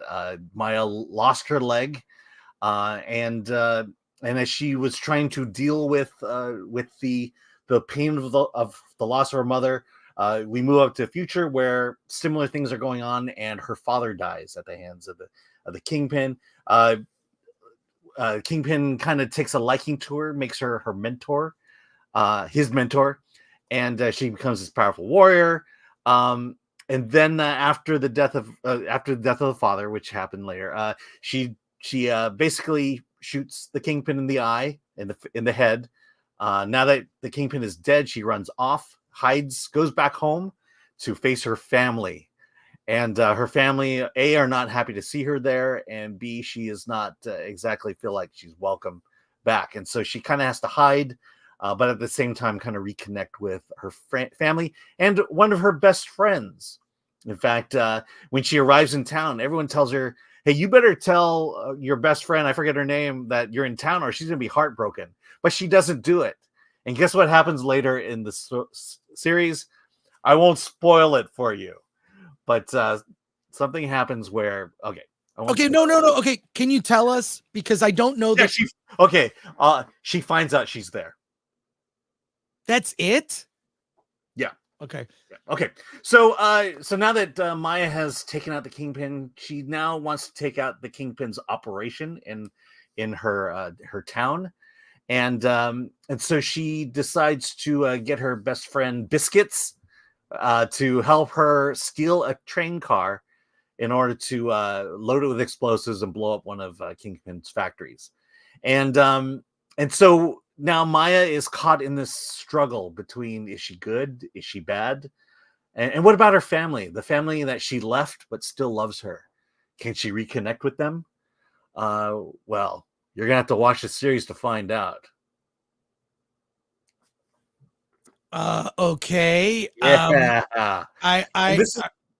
Okay. And so this is why I say this show is written by hacks, created by hacks, and they slap the Marvel label on it. It's not that interesting of a story.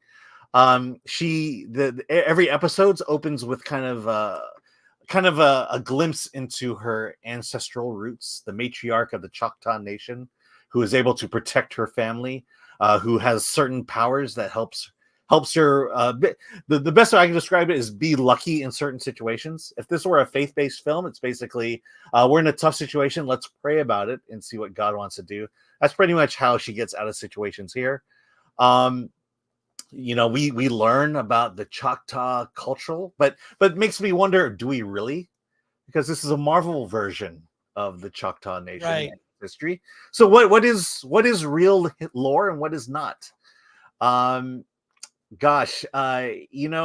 I'm comparing it to Shang-Chi because at least Shang-Chi was a big world building there, a developed story, whether you liked it or not. Here, it's basically what I said about Fresh Off the Boat. It feels like an American story, but with a Native American overlay placed upon it. And so I just can't imagine the Native American community really taking to this show and saying, hey, this is the best representation of our people in a long time. Or, hey, if you want to learn about our culture, watch Echo, because I just can't see that happening. It's derivative, it's boring, and sadly the cultural stuff is not interesting. And we've already gone through it. There's so many logic errors in it. There's this idea of cognitive dissonance. When you watch it, you're just going to feel that things are wrong and things are off. These fight scenes just feel wrong. They feel off. And you're going to struggle to figure out why. And it's because it just doesn't feel authentic. And you're going to know it when you watch it. Well, you've seen more than half the series. You did not see the last 2 episodes. Any speculation as to where the story's going and what the sort of main conflict is? And does she wear a costume at all? Does she have an Echo costume? Well, she so while Scully, the grandfather type character, was rebuilding her prosthetic foot, he was able to give her a Choctaw symbol to place upon that foot. Okay, so there you go. I'm curious your thoughts, since you've seen more than half the series. Do you think we're even going to be talking about this in a week? No, because I can't imagine the last 2 episodes being of anything of note. Like when she kills Kingpin. I mean, it's sad that she killed him in the first episode. Right. Yes. I mean, like I said, it's not even written by comic book people, because it's not structured like a comic book. The powers is not anything you would read in a comic book. It's the storyline is, it's basically a gang warfare type storyline. Well, I mean, a mob storyline. It's kind of like what you said in your Twitter meltdown. Check out the other video of the Twitter meltdown, which will go to my pal Al on Twitter, or just go to the video that's going to be on the Film Threat YouTube channel and play through the commercials. Play through all the commercials. Make sure to watch all of them. No, it's like you were saying that if this is going to be a hero that checks all these boxes, that the Choctaw people deserve better. How is the how do they represent her? She's deaf and uses sign language. So they just use subtitles through the whole thing. Yeah, they do. And but again, Kingpin has a ASL interpreter with him at all times. And so he doesn't know ASL. He doesn't know ASL. Unfortunately, the interpreter does. And she speaks, so you see Maya sign, and then you hear the interpreter speak for her, which just seems odd. So it's woke Kingpin, basically. Yeah.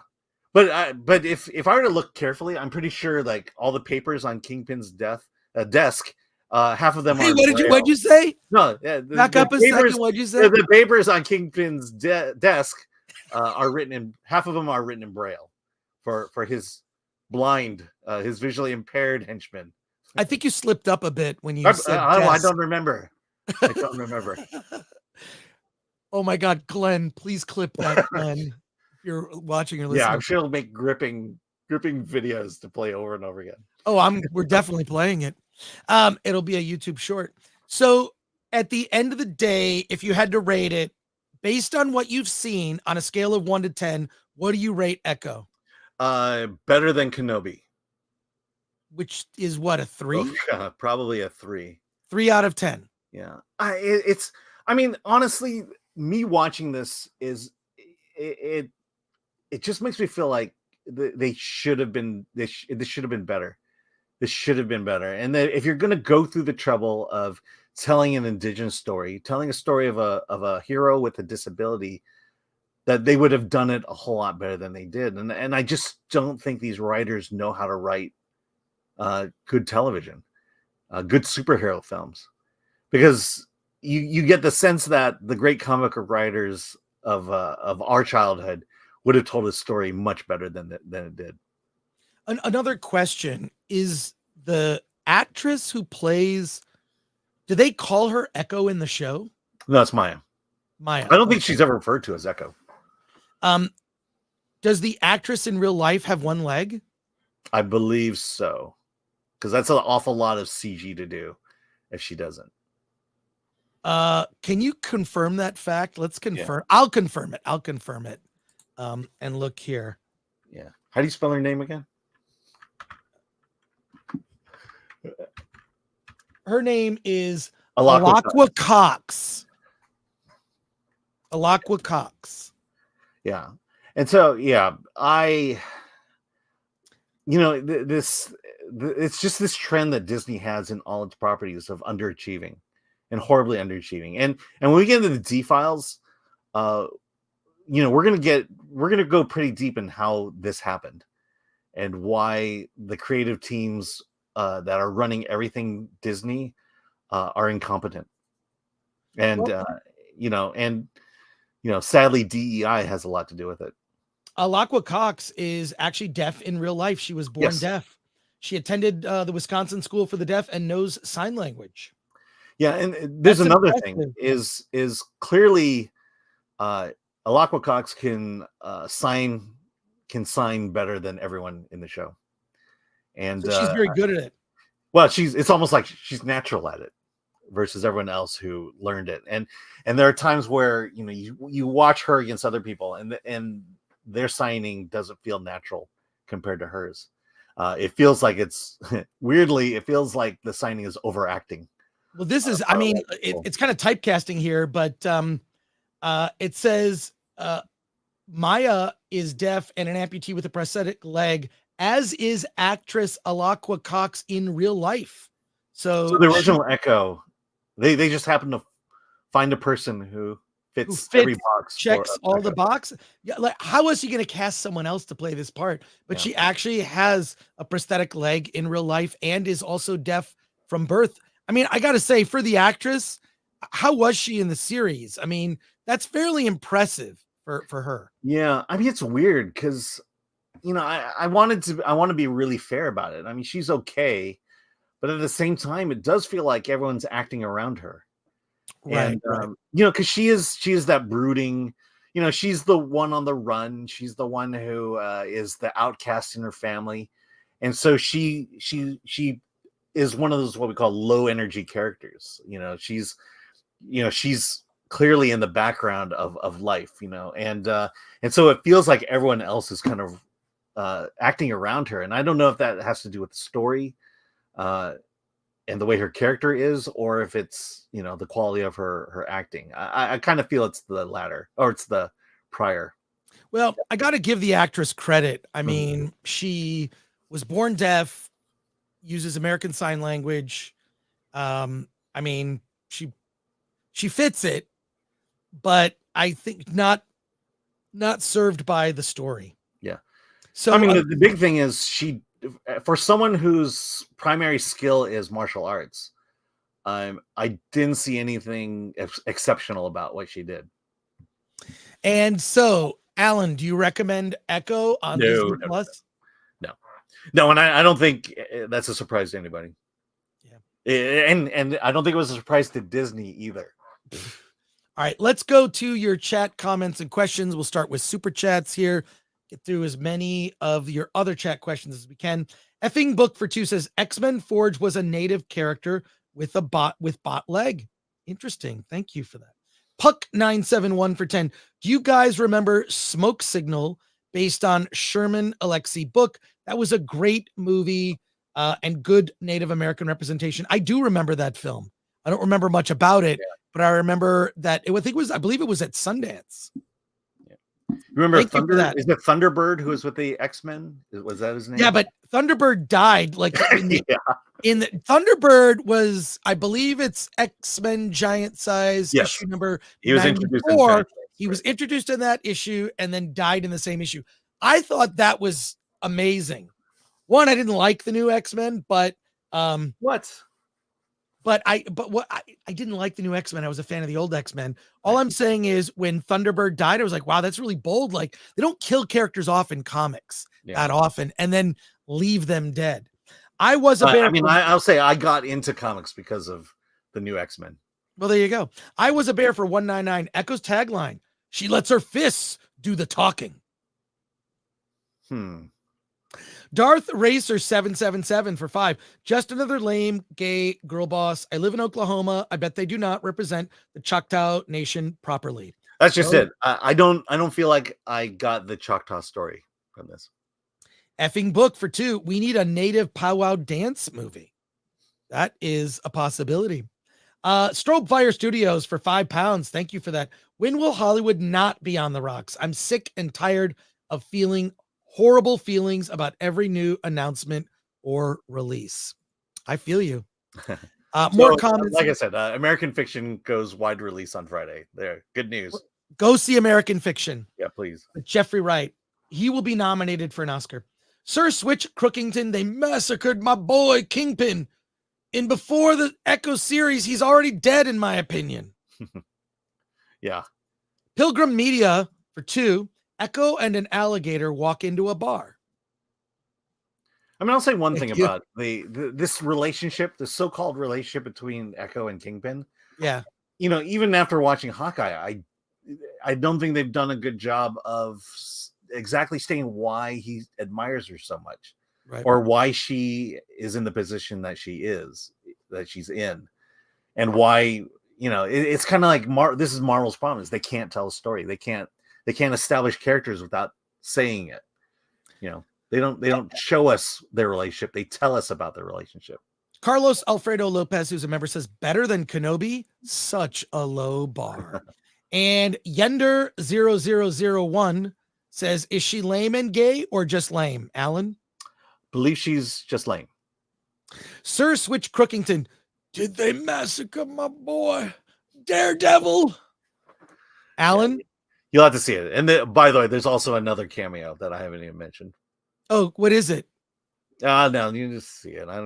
We'll give Disney one spoiler to make people watch. Alan, what is the other cameo? Let's just say I've already mentioned the person. Okay. All right. Can we just, in the chat, if you want it to be spoiled and mention what the other cameo is, put in the chat. It's real easy. Spoil it. I mentioned it.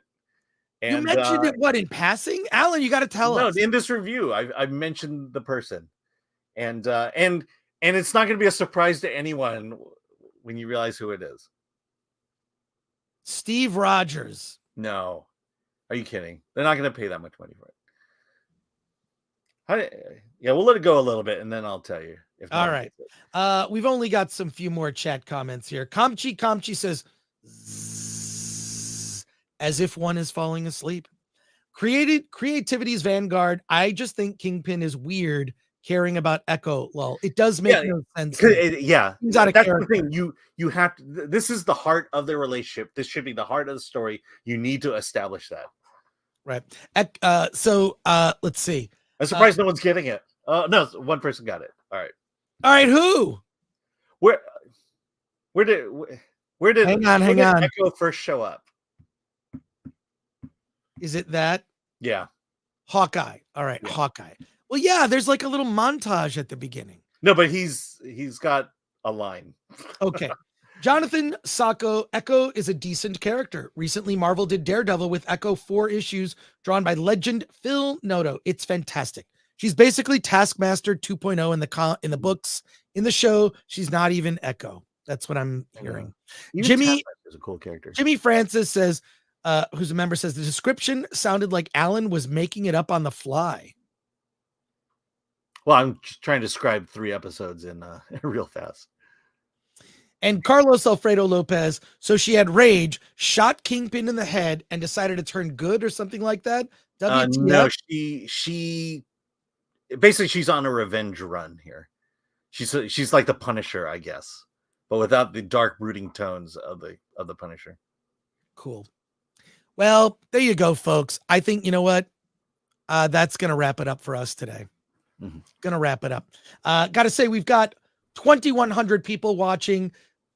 Please smash that like button. Subscribe to the channel if you're not subscribed. We're trying to get to 169,000. That's Alan's goal. Yep. Here. And join us. Hollywood on the Rocks is normally on Wednesdays, 1 p.m. Pacific time, 4 p.m. Eastern time. And our normal Film Threat Friday livecast, we review movies. On Wednesdays, it's a little different. On Wednesdays, we do different things. We'll, review television, or we, we'll talk about news stories. Our Wednesday show is a little different than our Friday show, but join us again on Friday at 9 a.m. Pacific time, noon Eastern. We'll be reviewing Mean Girls and the Book of Clarence, along with... there's a third one. We're just reviewing a ton of movies on Friday, and we have a lot of fun.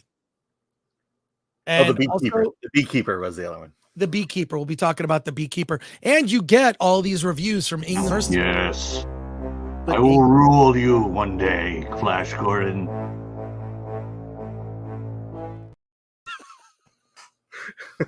The adjustment of the fake beard is what always gets me. Oh my God, I love it. Oh my God. Oh, okay. But okay, that wraps it up for us today. Want to say thank you to our mods, Lord Thoth, Latino Slant, and Ms. P. Coffee, Glenn Brown, our producers of the show. Want to say thank you to you for watching and helping our channel grow. We have a lot of fun here, but I think we're kind of, I don't know. I mean, I have yet to see Echo, because I got the screener link and then it was only in a certain window and I missed the window. I haven't seen one frame of it. And I feel like I dodged a bullet, or at least a train crash. Yeah, this is how you suckered me into watching Velma.